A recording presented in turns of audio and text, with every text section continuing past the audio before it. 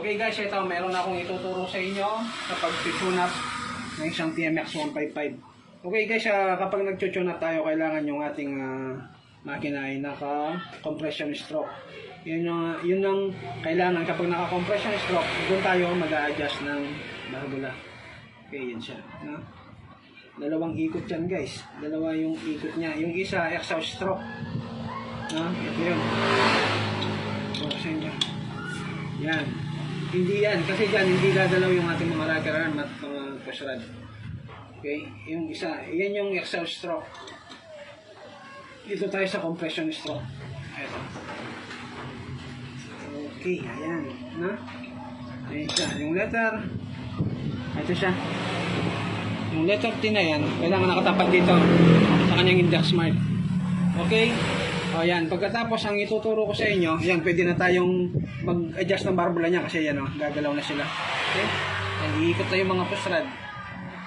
O ngayon, ang ituturo ko sa inyo, bakit yung iba nag-tune up down, nag-pillar gauge na, malagitik pa rin. Okay, ito, yung TMX 155, may lagitik talaga yan guys. No, hindi naman China motor yan, na marinig mo na walang lagitik. May lagitik yan, pero konti lang. Hindi labis. Ngayon, kapag nag-tune up ka na, nag-standard ka dyan na tune up, 0.08mm both side, malagitik pa rin. Ibig sabihin, gastado na yung cam lobe. Yung cam lobe, cam follower, at yung push rod. Okay? Masyado nang malaki yung gap. Ngayon, ang ginagawa ko nun, kapag gano'n, ginagawa ko siya ng 7.6 or both side 0.05mm parehas 5. Okay, pwede naman yun para mabawasan yung lagitik niya guys. Pero ito, dahil ito standard pa lang ito, hindi pa nasa bitana ng sidecar ito guys, susubukan natin to sa standard na band clearance, yung 0.08mm. Okay guys, yan guys, ito no, yung bawa to, nasa 0.08mm tayo, yan no, maliwalas na yan no, maluwag na, kaya ito malagitik na, yan, yan no, yun yung naririnig niya guys. Gagawin natin ano to, 0.08mm both side, both side.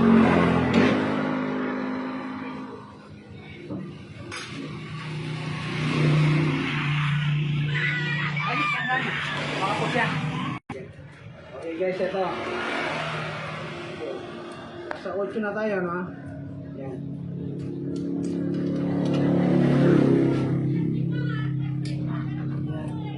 Yan, kailangan kapag nag-pillar gauge kayo, yan, kailangan yung medyo nakagat yung bad tappet screw sa ating pillar gauge. No? Ganyan. Tapos sa isa naman dito, sa kanyang intake, ayan, napakaluwas. Ito naman yung i-adjust natin guys.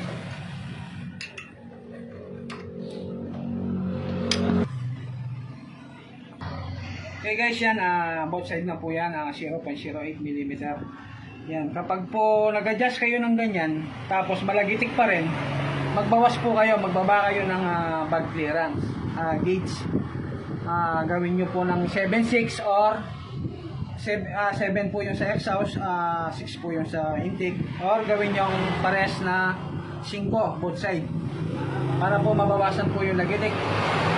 Kasi minsan pag lumana yung motor, minsan napudpud na po yung ating cam lobe, yung cam follower, pati na rin po yung push rod. Kaya ganun na po malagitik yung ating motor. Kahit nagpa-tune up ka na, minsan may malagitik pa rin. Bawasan po natin yung valve clearance. Huwag nyo na pong gawing 8, gawin nyo po ng 7.6 or 5 both side. Okay, ganun lang po. Guys, yan, panda rin natin siya. Yun, no? Okay guys, ayan. Normal lang po yung kanyang lagitik guys. Standard lang yan. Ayan, paganda yan. Yan, dito ko natatapusin yung ating video guys. Shoutout sa inyo lahat.